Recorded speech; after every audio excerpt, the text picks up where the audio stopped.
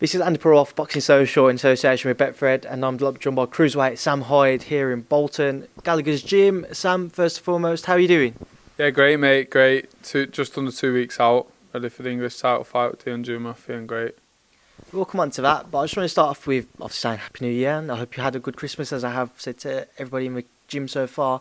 I spoke to Joe on the phone a couple of days ago, and he actually said to me you was in camp on Christmas Day itself. Oh, yeah. Talk to me about that and having to drag yourself out of bed on one of the festive day of the year.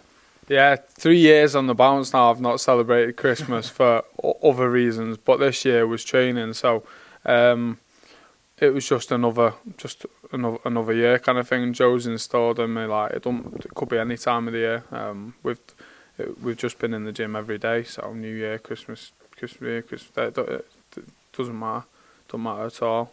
It's a bonus. I don't actually like Christmas dinner, but yeah, I went with my family or whatever. I had 2 sessions on that day, so I trained, came home, went bed, actually went doing something else, and then went training. So. What's wrong with Christmas dinner? Because Joe said to me he had a curry on Christmas Day as well. Like, I love a curry, but yeah. It's just, I don't know.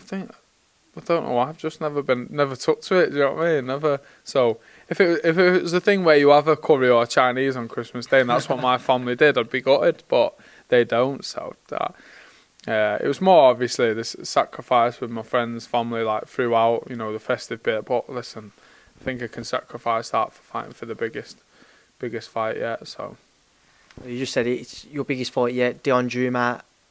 Next Sunday, Sunday the 19th, the English cruiserweight title. How has camp gone for yourself? Great, mate. Yeah, absolutely great. Difference with this fight, I've had full notice, so I've known the opponent. I know everything. So I'm in the best place I possibly could be. I feel great. My mind's just on Jumah, in a non-gay way, like. But it's just I've just got a big, drive in me. I'm in this gym, and I do feel like I deserve a title. And nothing's given you in this sport, but I put the shift in, and I think people are starting to see that. So I've left no stones unturned. What are you preparing for in Dion? What have you seen in him that he'll bring into the fight that you maybe haven't had to face previously, or you have faced in previous fights? Yeah, he's a good fighter. I think he can box on the back foot. He can come forward. I think Dion's the kind of fighter who gets better with confidence, as in starts chopping his hands and stuff like that. But the work rate, the level of pace that we're going to be setting is going to be different than all, and we've been working on a few other bits. I'm sure he's been working on stuff with me, but it's going to be a top fight. I know that for sure. Obviously, it's also an eliminator for the British cruiserweight title, which Riakporhe holds. Are you feeling any added pressure going into Sunday because you've wanted that rematch for a while? Are you feeling like you need to try and get a stoppage win? What's your thoughts on it all? Not at all. As I've said before, I've never overlooked anyone. I'm not chasing anyone. I don't chase anything. All I want to do is achieve as much as I possibly can in boxing, get titles, get as much success as possible. It just turns out that Riakporhe paused my journey on that way, and I felt robbed. So it was nothing against Riakporhe. It was just his name. It was him who actually paused that. So there's no pressure. The goals still remain the same, of fighting for titles, of being in the best shape I possibly can be, and challenging and showing what, I'm sure everybody, all my teammates and all my, everyone else believes I can do, and I can do, time and time again. So time to shine. Since Riakporhe, you've had a couple bouts on the small hall shows, as they're called. How difficult has it been to readjust to that because of the highs of fighting Richard 02 to having that bout? Yeah, no. To be fair, I started on small hall shows, so I did quite well in the amateurs. Won a few junior ABA titles and stuff like that, and then I kind of realised my style want for the amateurs, turned pro. So I didn't have massive backing at the start. I didn't have a big promoter. I was fighting on Coldwell shows. I was fighting on small hall shows. So I'm used to that. And then obviously I took the jump up and came Gallagher's Gym, and then been on big cards. But I've been on big cards my kind of whole career. That's just the game. Like look at Paul Butler, who's been a world champion, and then now he was on a small hall show. But the fight before that was on at the O2 Arena. So it's one of them. It doesn't matter. Wherever that square is, it generally doesn't bother me at all. You'd have seen how Hosea's career has mapped out since his sole defeat to Frank Buglioni. He'd been waiting for another big opportunity to come along. Now, obviously, he has that in the Golden Contract Tournament. But with yourself, after the defeat to Richard, have you kind of seen maybe this past year or so, it could have planned out like that if it wasn't for this coming fight next Sunday? And is he kind of just giving you that extra edge to make sure that you don't find yourself in that type of position down the line? Yeah, I think that's just another learning curve. One, not just learning stylistically off everyone in the gym and seeing what they do and how they look after themselves and just everything about that. That's one of the main things you learn. So what they've done, what they might have done differently, what fights they should have taught, what fights they shouldn't have, and that's just kind of what it is. And that's why I've never kind of thought that I was owed a rematch. I never thought anything. This is boxing; it's a business, and I think I understand that a lot, where it's a business. So why would Riakporhe have fought me with loads of notice straight after? He's not going to. So I was just in the gym ready for whatever comes. I believe in myself, and I believed whatever happens, I was going to get the big fights, and I'm going to win and get there, whichever avenue it took me. Just a word on Richard as well. Obviously, last time out he fought Jack Massey and beat him. A lot of people split on which way to go as to who was victorious. What was your thoughts on their fight?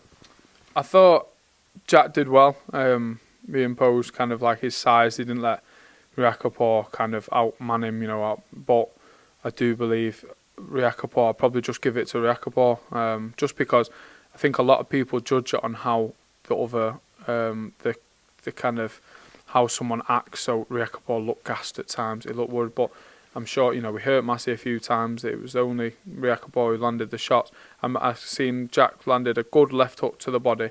That was pretty much one of the only shots where you could actually think about what he landed. So he got in range, and think if he did it again, he'd have just let his hands go more. He got in range, waiting, but then Riakporhe's tight, he's going to grab you. So even though they always blame the person who grabs you, if someone's grabbing you, step back, and let your hands go. But it's one of them. I think so. I think Riakporhe is that he's fought me, Tommy McCarthy, Chris Billington-Smith, and Jack Massey. So credit to him. Just a final word on the cruiserweight division from British fighters' perspective. Lawrence Coley in line to face Krzysztof Glowacki for the WBO world title. What are your thoughts on that one? Good fight. Coley's a tricky night work for anyone really, just because of his size, his awkwardness. So you couldn't rule him off against anyone. I'm trying to think of a similar fighter where, you wouldn't watch a Coley and go, I'm going to do this, unless you're 9 foot and box like him. I'd never watch a Coley. Young fighters won't watch a Coley and go, I'm going to do this at all. However, he has success whichever way possible.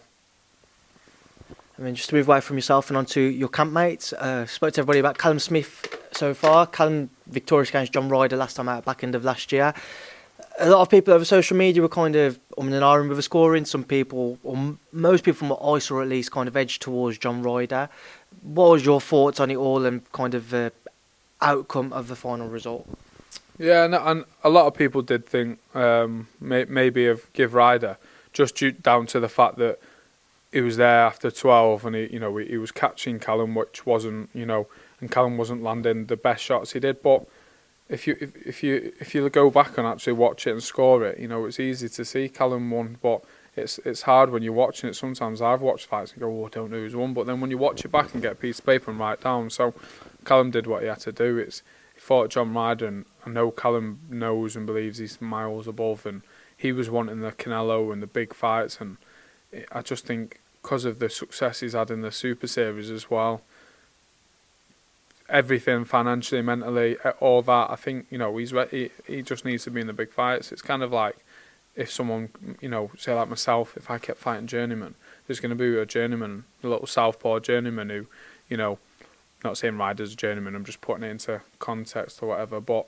I might struggle and people go, oh, but that doesn't mean I'm not going to win a British title after that. It just means, so that's exactly what it is. But they're going to say that, if anything, it should have opened more doors, because they go, oh, do you know what, he is beatable, but so let's hope it's a blessing, because he deserves a big fight.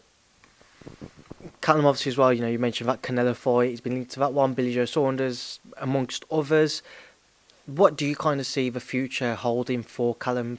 It's got to be a big fight next, for by all intents and purposes, for having spoken to Joe a couple of days ago as well. Yeah, he's not. I don't think he's just going for Canelo, but I think everyone in the world thinks CJ said it. Anyone in the world wants to fight Canelo because it's the money. Of course, it's the biggest fight, biggest money. Why would you not? But I generally believe Callum just wants big fights. Callum's very motivated by success. He wants to be. It's hard not being when you're in a family of brothers or competitive. I've been away with him a few times now. Everything's a competition.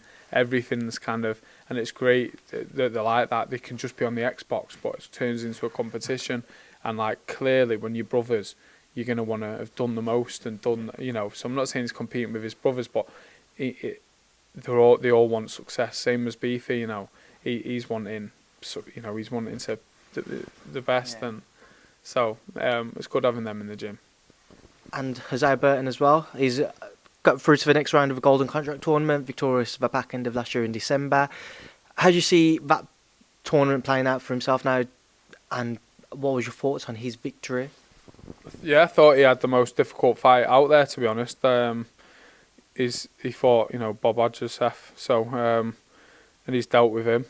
But I just believe, Jose stays. He's back in the gym already. He had last year. He stayed in the gym all year. I stayed in the gym all year round. Me and him were just, we've just in the gym all day long. He even does his strength and conditioning from my gym, so I can't get away from him. Me and him have just been, tiptoe like kind of all year round. So it was really nice to see him do that. But I know his ability, and I know he's going to go on and win.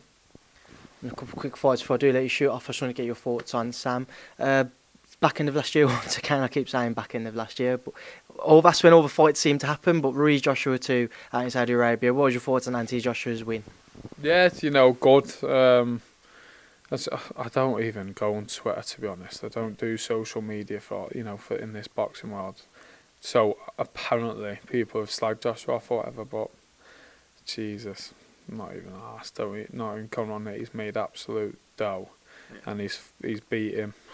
That's my thoughts on it. That's all. How would you rank the current heavyweights now? Obviously, Wilder Fury fighting in about 6 weeks' time. How would you rank the heavyweight scene? I'd say Fury the best. Just because I always look at fighters and you always think how you'd beat him or what you'd do against them. Not that you'd beat anyone, but you just.